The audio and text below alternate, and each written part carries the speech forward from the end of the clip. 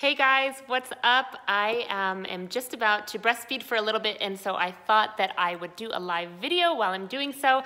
I have some things that I've been thinking about. I've got Eli right here with me, and it's a lovely Friday afternoon. I hope you guys are having a good day and that you're gearing up for your weekend, wherever it may be. I hope that it's nice and sunny and warm and that you enjoy yourself. So say bye, buddy, and gonna feed him now and just wait a little bit for you guys to come on.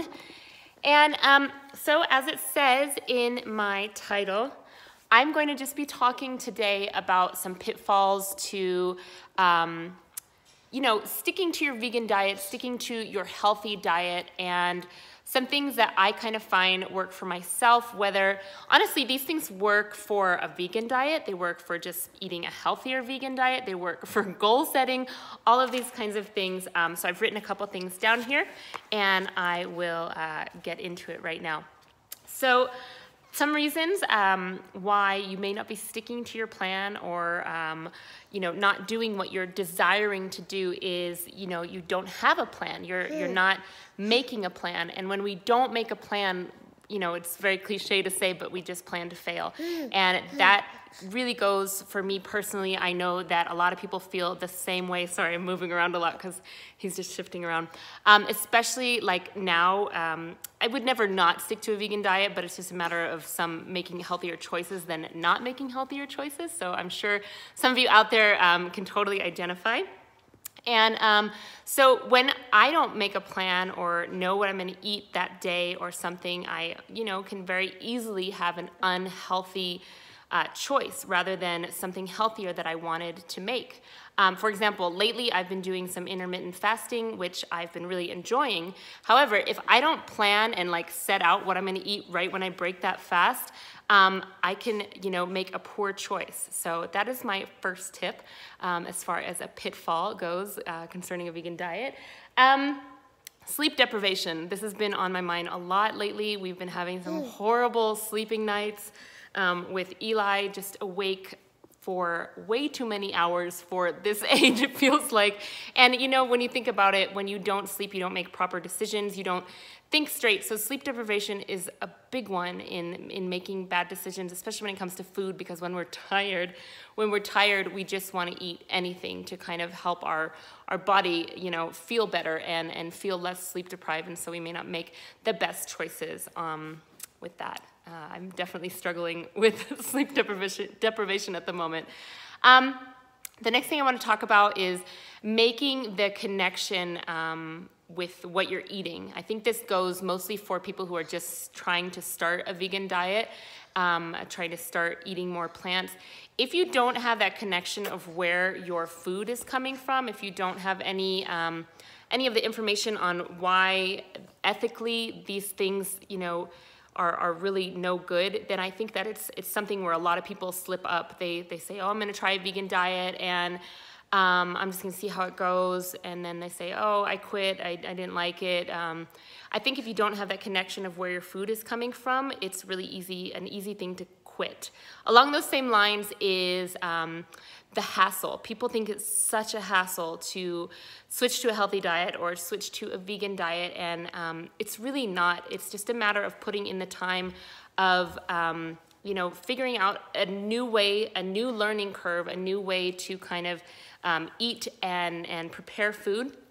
And I think that a lot of people give up at that point, but right now, in this day and age, it's like the absolute best time to be vegan. There are so many recipes out there. If you don't know how to cook, you can follow things step by step. There's tons of things online, on YouTube. My resources, if you want them, I have a cookbook. I have lots of free recipes here on this channel. I have free recipes on my blog, and there's just so much stuff out there. If you put in a little bit of work, you can do it. So that is something that I hear a lot. Another thing that I hear from people is that there's a lot of social pressure, and they feel like, well, my family is not vegan, my friends aren't vegan, how am I supposed to do this alone? And I just think that if you're always waiting for somebody else to make a change in your life, or waiting for someone else to be with you, you're not gonna do it. You gotta do it because you wanna do it. And what did I write here? Because I thought it was quite good. You need to stop feeling sorry for yourself, and you need to set boundaries for yourself, and you need to stop breaking those promises that you make to yourself all the time. I think we're all guilty of that in some area of our life, and I know when it comes to diet and food, you know, I'm guilty of that as well at some points. Give me just a second here. I just need to switch this little guy over. Let's put this here. Take a look at my ceiling. Come here, love. Come here. Come here, come here. Okay, I'm back. Thank you. Thank you for being patient with me. All right, what else? People, you know, have cop-out answers. We all do for different areas of our life, whether that be for the food that we eat or dreams or goals that we have. You know, it's easier to have those cop-out answers. Oh, I can't stop eating meat. I can't stop eating cheese. You know, I can't do this dream job because this will happen. You know how it goes. So I think that if you really, really want to make a change in your life, you want to say hi to everybody? Yeah? Say hi. Yeah? Oh, it's so hot here. I don't know about you guys. I'm like sweating bullets right now. But if you really want to make a change for your life, you just have to stop making those excuses, and you have to do it whatever arena of life that is. Let's see, what else do I have here? Get out of the routines that are keeping you stuck with your food or your kind of, you know, as Tanny Ross says, low-grade food addictions, and I know that's to be true. Low-grade food addictions are no joke. If there's something that you have every single day and you know that you want to stop having it, you got to get out of that routine, whether that be, you know, after dinner you always have some chocolate or you always have some extra snack. It's just a matter of being like, okay, the kitchen is closed, I'm going to bed now, and that is that. And for me, there's power in 3 days, 3 days of just making a change. So if I can stick it out for 3 days of making a change, whether that's on some kind of juice fast or it is just being like, I'm not gonna have any dessert or I'm going to go raw, whatever it might be, for me, the power in 3 days is huge. It's a great way to start changing your habits. So I definitely recommend doing that if you are just having those pitfalls and you're failing over and over and over again.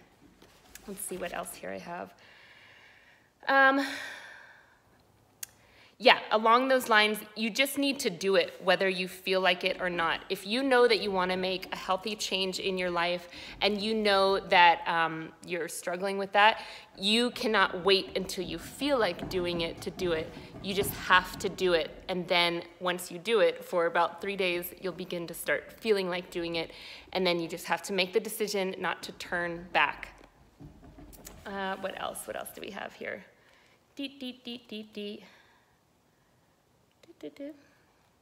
Oh, my last point is to stop feeling sorry for yourself. For me, especially now, having a young child and it just being such a change in my life and my routine, and with the sleep deprivation, there are times when I totally feel sorry for myself. I'm like, you know, nobody's helping me, although that's a lie. My husband is such a great help. Or I don't have time to do things. I don't have the time that I used to, but I still have pockets of time. I can make things fun and enjoyable for my son and I to do together. And it's not that I don't have time or I need to feel sorry for myself or I'm never gonna do it.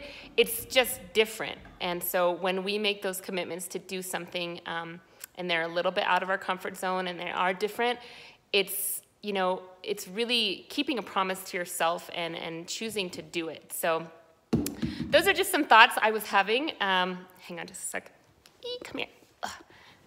Those are just some thoughts that I was having basically this day because I was kind of having one of those funky days. I did the intermittent fasting and I was starving and I didn't have a plan. I basically did all the pitfalls I'm talking about right now, which is why I had so many points to talk about in this video. But you know, it's not even a new day, it's a new hour and I'm starting over. And I just wanted to encourage you, if you are feeling like you're getting stuck and you're just backsliding almost in what it is that you're trying to do with your life, whether that be food or goals, you can turn around.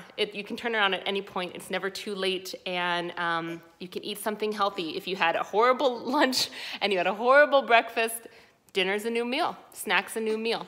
Oh, one last thing I do want to say regarding goals and diet, and then I think I'll go just because he's starting to get really antsy, is that don't do anything when you're super hungry. If you make a plan and you have your stuff set out, you know what you're going to eat, it's going to be a whole lot easier to stick to everything instead of going to the grocery store hungry or going to your kitchen and starting to make food. You have a choice, you know, to make something healthy or something really bad for you. But if you've already kind of planned out, okay, this is what I'm eating for dinner, like in the background there, I don't know if you can see, but I have a pot of soup on the stove. It's not dinner time yet for me, but I said, I'm making a healthy decision and I'm making a good soup that's gonna feed my family and myself and nourish us and have us feeling good rather than heavy and bloated and why did we eat that crap? I know, love. Here, let's stand up. Let's stand up. Let's stand up, yeah? Okay, okay, here we go. We got a little naked bum there.